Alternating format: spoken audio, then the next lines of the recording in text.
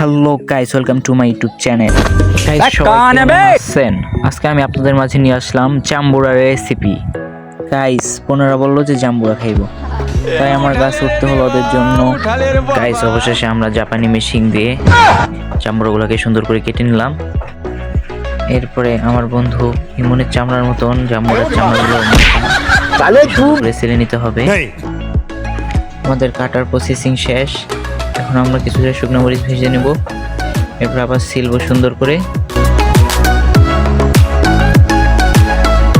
ইতিমধ্যে আমাদের সবকিছু কমপ্লিট হয়ে গিয়েছে। গাইস এগুলো দেখে আমার জিভে জল চলে আসছে। গাইস এগুলো খেতে খুবই অসুস্বাদু ছিল। Thank you for watching my video guys.